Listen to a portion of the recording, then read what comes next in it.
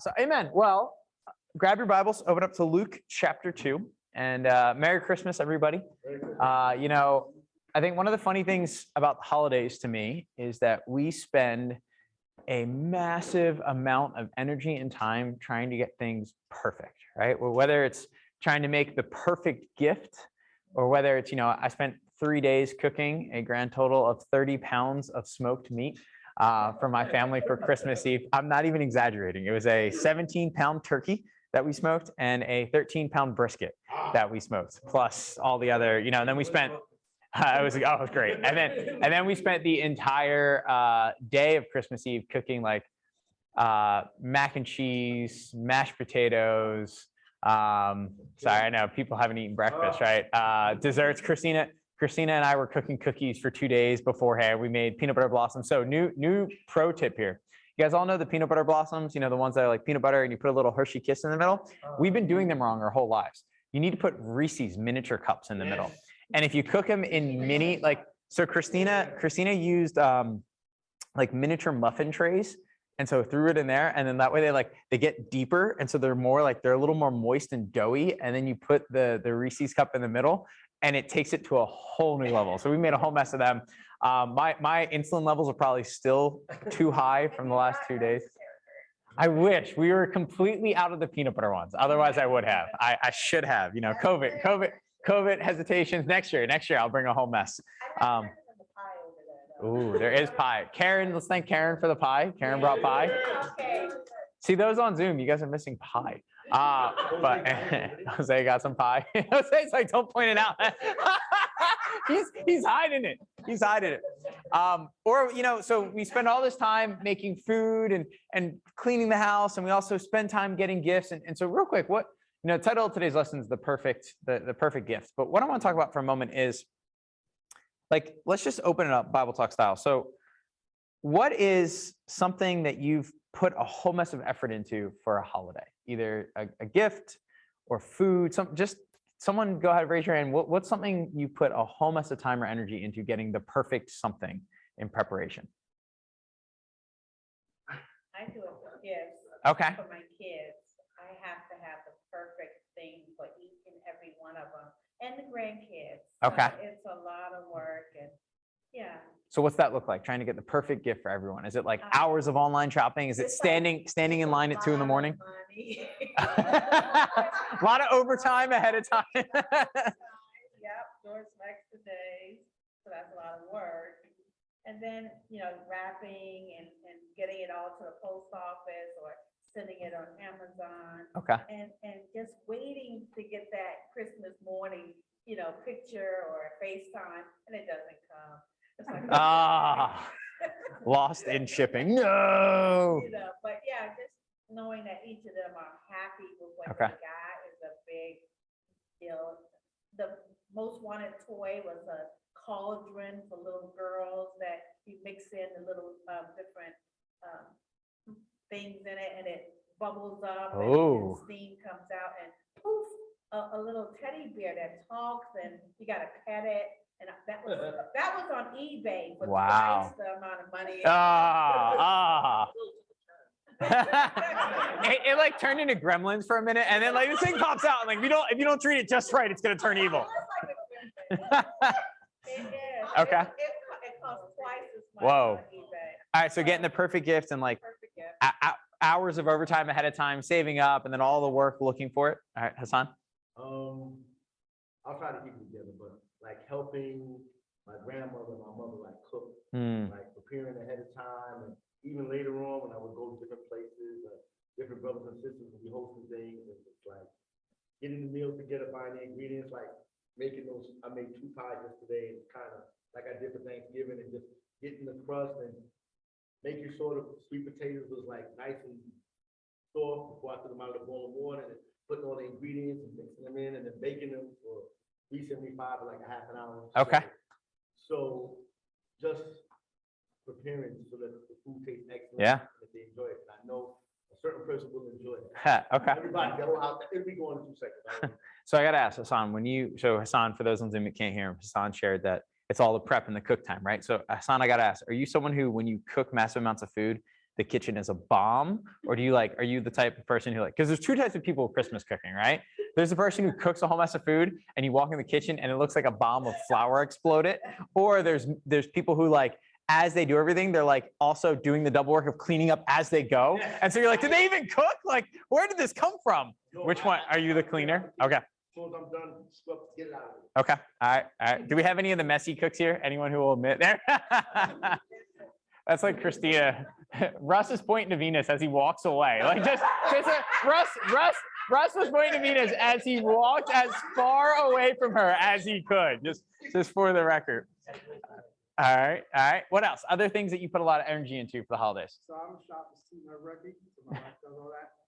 But I'm like the setup guy. So I became a fanatic with lighting. Uh-oh. Griswold Christmas. Yeah, so I've been risking my life with that. I was on an 8-foot ladder trying to put stuff around the door and this big star up there. And so that came out cool.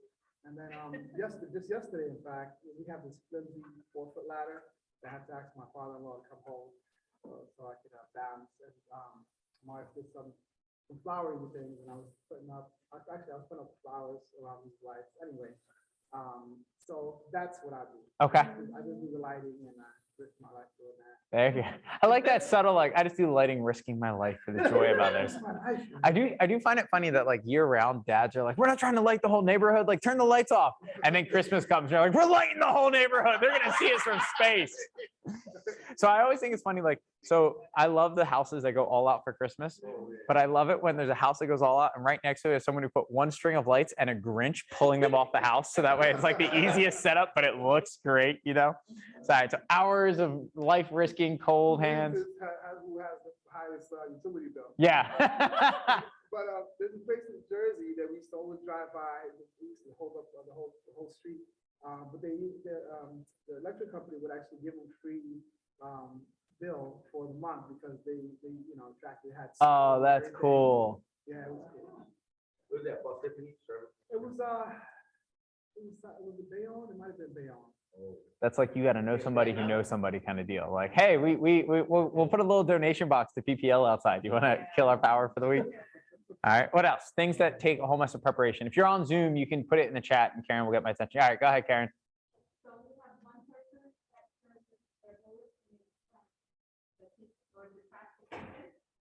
That's my wife.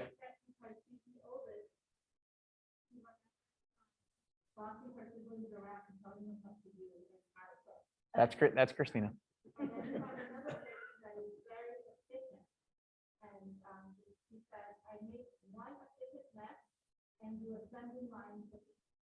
Ooh. Okay.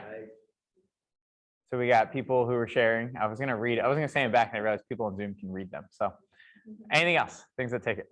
I know, well, my father and I, we used to be on the brigade of like, we had family all over the place, and all over New Jersey and Long Island, upstate, all over the place. So we were the ones that actually went to get people, like my grandmother. Oh, nice. We haven't seen, like my aunts and stuff. So we would drive for hours to go get them.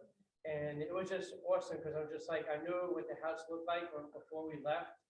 And like in our family, you couldn't touch anything until the guests came to the house. I mean, you're not allowed to touch one potato chip, not one piece of not one peanut. I wouldn't survive. I'm eating as we're going. We make twice as much for me. And so, yeah, so you knew what they were going to be walking into.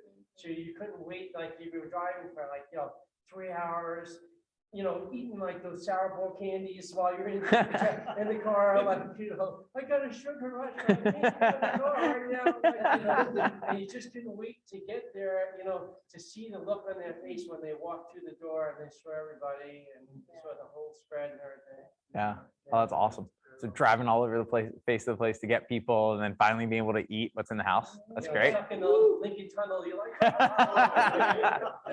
It's like the beginning of Elf. And then I walked through the Lincoln Tunnel. All right. Anyone else? Things that lots of time to prepare. Go ahead, Brandon. So it's not really much of like preparing gifts, but really getting the Advent things of the holidays. Okay. So, yeah, I remember like it was definitely like last year more than this year though, right? Where I was like kind of like it's like, hey, let's try to get like the Christmas tree on Sunday, or do like the Advent calendar, and for all the traditions. So try to hold on to what traditions we do. Yeah, that's great. Talk of Advent traditions. Does anyone do the? I think they're called the luminary, the lights, the light bags. So the neighborhood I grew up in, my whole life, like everyone did it. Like we had one family in the neighborhood who would like go door to door and like get it all set up and would spend all month, and you would do it on Christmas Eve, and like you couldn't drive like everywhere. It was weird for a house to not have it when I was a kid. And one year we were driving to Christmas Eve service, and my neighbors, luminary bags, if you don't know what they are, they're sand in the bottom of a white paper bag that you put a candle in. They're a great fire hazard. And so we're driving there one day, and one of my neighbor's bags catches fire. Oh no, we were old school. We lit them. And so we were driving there, and like one of the bags caught fire, and I got to be the one to jump out of the car and like stomp out the fire. And I showed up to church the whole day. I was like, I got wax and sand and fire on my shoes. Like I didn't listen to anything. I was like 8. It was great. So Karen, last one, you had your hand up in the back.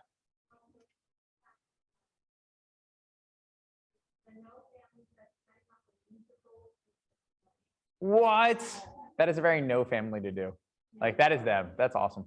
And Riley says, recent holiday tradition, my mom stays up all the general house repairs. All year till I come home, so that I can knock it all out. Come on, Riley. Come on, Riley. What a great gift. That's great.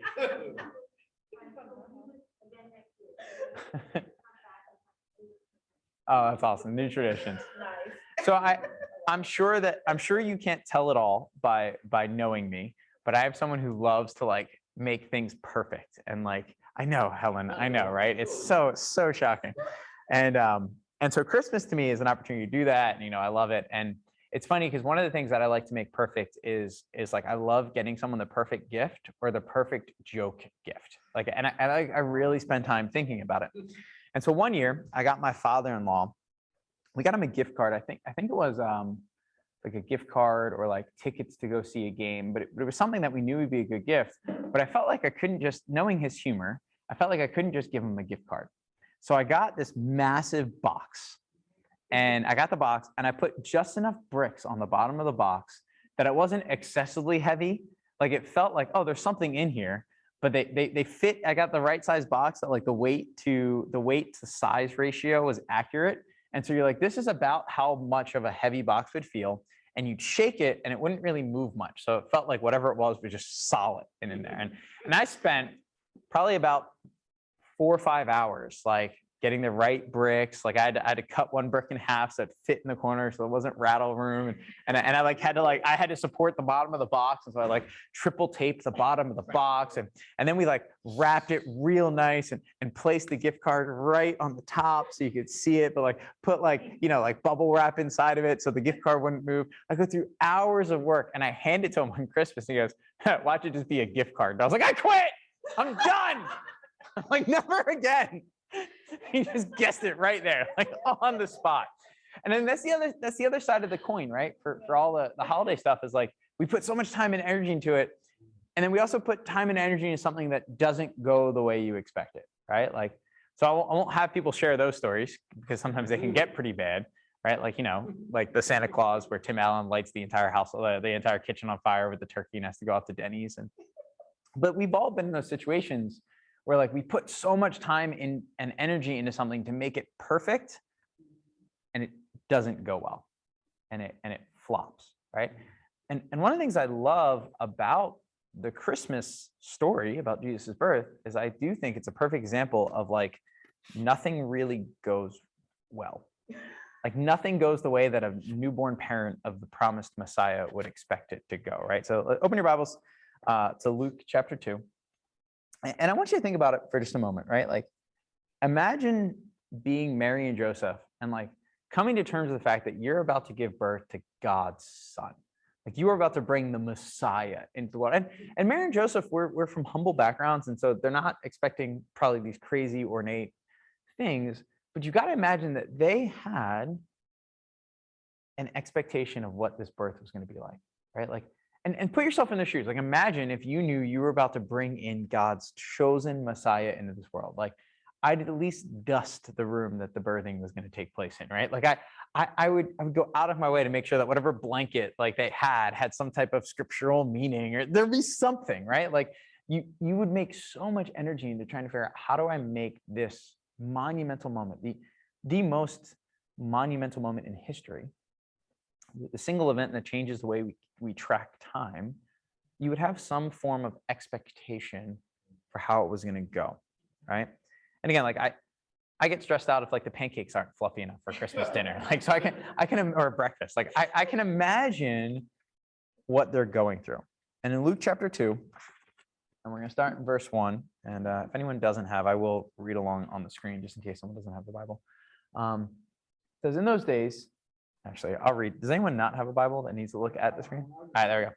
All right, so in those days, Caesar Augustus issued a decree that a census should be taken of the entire Roman world. This was the first census that took place while Quirinius was governor of Syria, and everyone went to their own town to register. So Joseph also went up from the town of Nazareth in Galilee to Judea, to Bethlehem, the town of David, because he belonged to the house and line of David. He went there to register with Mary, who was pledged to be married to him and was expecting a child. While they were there, the time came for the baby to be born. And she gave birth to her firstborn, a son. She wrapped him in cloths and placed him in a manger, because there's no guest room available for them. So a couple things here. One, this census goes on and they have to travel. And there's a whole mess of background. There's even a lot of speculation about why Joseph brings Mary along to travel. And there's a lot of speculation about it's him trying to protect her from shame. And there's some stuff there that's pretty cool to look into. But while they're in town for this census, the truest thing the Bible could ever talk about having children happens. The baby comes at a very inconvenient moment, right? Like babies tend not to come when you expect them. They tend not to come when you want them to. And they always tend to come an hour after would have been the most convenient time, right? Like it's just the way it happens. It's very real. It's very human. It's very messy. And not to be that guy, but unfortunately, how most of us picture the manger scene is not accurate. Just for a moment. And obviously, I'm not saying it's the salvation issue that you thought of the manger scene wrong and how dare you, that's fine. But actually, it's not that accurate. What happens is they go to the town and it says there's no room for them where? In the guest room. And it's been translated in the New King James as in, but it really just means the guest room. And so where are they? They're just in the living room in a manger. Houses in this time, because what they would do, and you can actually look, if you study out the Old Testament, there's a few examples of like one of the Old Testament warriors promises God that if he has victory, the first thing to walk out of his house when he gets home, he'll sacrifice, and his daughter walks out, right? So you can read that as like a really foolish vow, or you can realize that most likely he expected what to walk out of the house? An animal. Why? Because the way that most first century homes were is you'd have like almost like not a basement, but you'd have like a lower level where the animals slept at night. And so that way you keep them safe. And then also their body heat would warm up the house at nighttime.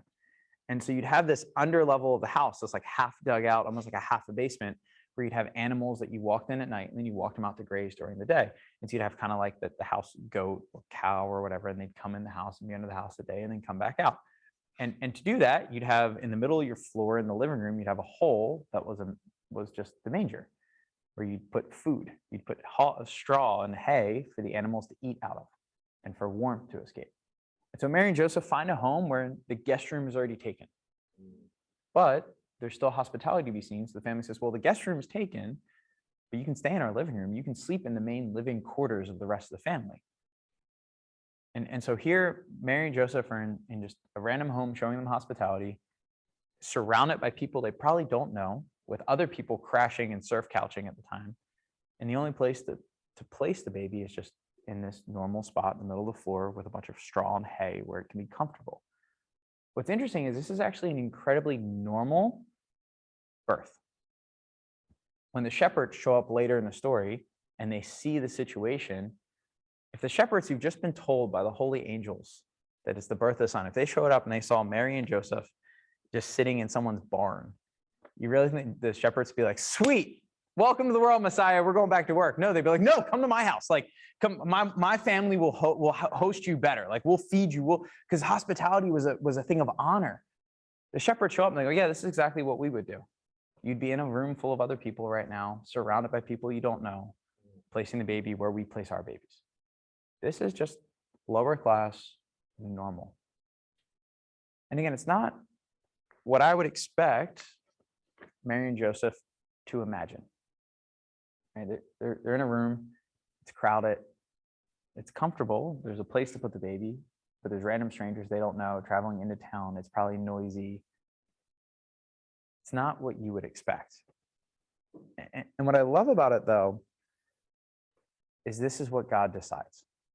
Like, out of all the moments that Jesus could choose to be born, out of all the moments that God could have this happen, it's the most normal, uneventful place. And I do think that what Jesus starts his entrance in this world with is, if we give our best, it's good enough. Like, it doesn't have to be perfect. That our life as Christians, our life of following Jesus, our life of trying to live for God, doesn't have to be this picture perfect. The pancakes are fluffy enough. Every light is twinkling at just the right decibel, right? Like, all these things are, it doesn't have to be perfect. It's just the best we can give. And hearing Mary and Joseph, they give the birth of Jesus the best thing available to them at the moment. Not what they might desire, not what they would expect, the very best that they could. Right? And I love that as we're in the time of the holidays, as it's been like a really stressful 2 years, as most of us are running on empty and have been running on empty for about a month or two, and at this point, all the little like gas vapors are the only things left, right? Like, as we're kind of running on that, I think there's a pressure sometimes that we put on ourselves that we have to be perfect for God, that there can't be a hair out of place, that there can't be anything wrong, that we can't make any mistakes. And when we go back to the birth of Jesus, what we see in the scriptures is, even if you don't have much, just giving your best is enough. Whatever your best is for today. And we see this example throughout the rest of Jesus' life, right? Like, you give what you got and it's enough. Jesus, when he sees the woman giving in the temple, and he sees a woman who out of her poverty puts on just 2 copper coins versus a man who gives wealth, which one does he highlight for all of eternity as the righteous, glorifying God? The 2 copper coins. She doesn't have much, but she's willing to give what she's got left. When Jesus tells the disciples to feed the 5,000, and they look at him and they're like, dude, you crazy. Like, we don't, first of all, we don't have enough money to feed this. Even if we did, where are we going to get it? We're in the middle of the wilderness. And what's Jesus' response? Well, go find out what you have and bring it to me. And they come back with two loaves of fish, or 2 loaves and 5 fish, or 5, whatever it was. My brain. There, thank you. And they come back with a small boy's lunch, right? The Gospel of John tells us it's a small boy's lunch. I'm like, well, this is all we got, Jesus. And he goes, well, bring it to me. Whatever you got is enough if you're willing to give it to me. And he feeds the 5,000. That over and over and over again in Jesus' life, he tells us that however little we have left, if we're willing to give it to him, if we're willing to give what we got, then it's enough. And so let's talk for a minute. Like, what does this look like, right? Give what you got. I think when you hit a wall and there's nothing left to give, show up. And I think sometimes we hit these walls and we're like, well, I'm not going to be able to show up and be giving. I'm not going to be able to show up and take. It's okay to be like, listen, the best I got today is that I'm here. That's all I can muster. Amen. And when the best we got is the willingness to just tell people, hey, this is what's going on. This is what I'm struggling with. I don't have answers. I got a lot of questions right now. I think sometimes when we show up to prayer, we feel like we need to have these polished prayers to God, and sometimes all we have is a scream. Right? Like, sometimes all we got left. The other day, I hit a max. Something was going on, and I just kind of hit my limit. I was like, I need to go on a prayer walk. And I walked out of my house and I was like, I'm gonna go on this prayer walk. And I'm gonna like work this out with God, and I'm gonna be in it. I'm gonna talk to God about it. I'm gonna get answers. And the first like quarter mile of a prayer walk, I was like, ain't nothing coming out. I'm just walking real fast. And I was like, and at that moment I realized like I normally do my prayer walk in the park behind my house where like I do run into people. I was like, not one of those prayer walks. We're going to the cornfield. It's like I divert it and like cut through the neighborhood. And I was booking it, dead quiet. I was on a prayer walk. It was just silent. And I get out to the field. There's cornfields 2 blocks behind my house that you can kind of get hidden and no one can see you. And I got out, and you know the verse where it says like the spirit groans with words that can't be expressed? That's exactly, it just went out in the woods and I just was like, for like 5 minutes. And I was like, okay, I feel better. Like sometimes like I don't have anything to say. Like it's too jumbled. It's too messed up. It's too messy. I got nothing. Give that. When it comes to sharing your faith, sometimes you're like, I don't have the answers. I'm not equipped. I don't know how to study the Bible with people. Just ask them to talk to you about Jesus, right? Like sometimes we got people that we know something's going on. We know they're having a hard time. Someone's grieving, they're hurting, they're depressed, right? What's the best thing we can do? Just show up. We don't have to fix it. We just got to be there. That no matter how much is left, we just got to show up. And that's what I love about this story is you just got to show up. You just got to give whatever you can. God can use it. One of my favorite Christmas songs is The Little Drummer Boy. Specifically, I really like the pentatonics version of it, I'll be honest. But I do think it's funny that like the little drummer boy shows up, and again, this is just a song, it's creative license, okay? This isn't scriptural, there's no verse that says there's a drummer boy there. But Andrea was like, oh, my Christmas traditions are getting destroyed today, Kurt. She's like, there isn't? First you told me it's not a barn. Then it's like, I gotta rip down my decorations in the front yard now, right? But one of the things I love about the little drummer boy is like in this song, Creative License, what you have is you have like gold, frankincense, and myrrh, and you have all these great gifts, and you have this 9-year-old with a drum. But have you ever heard a 9-year-old play drums? Not very good. I got a drum set when I was 9, and it came with a bottle of Tylenol from my parents. Like it's just not going to be good. But I love the line in it is the line in the song. He says, I played my best for him. And he doesn't say I played this beautiful orchestral piece. He just says, I played my best. I played my heart out. And what happened? He smiled at me. Yeah, exactly, right? It's this powerful moment where like that's the birth narrative. Like Jesus's entry into the world is this bright, shining message that even if you don't have a lot, whatever you have is enough. You just give the best you can. And so as we, come into 2022, as we come into a new year, as some of us are burnt out, as we're tired, as many people in the church right now are grieving and hurting, as we're processing loss and pain and frustration, realize that Jesus is looking at each one of us during this Christmas season saying, however little you got, it's enough. Bring what you have to me. You're grieving, bring it to me. You're depressed, bring it to me. You're scared, you're tired, bring it to me.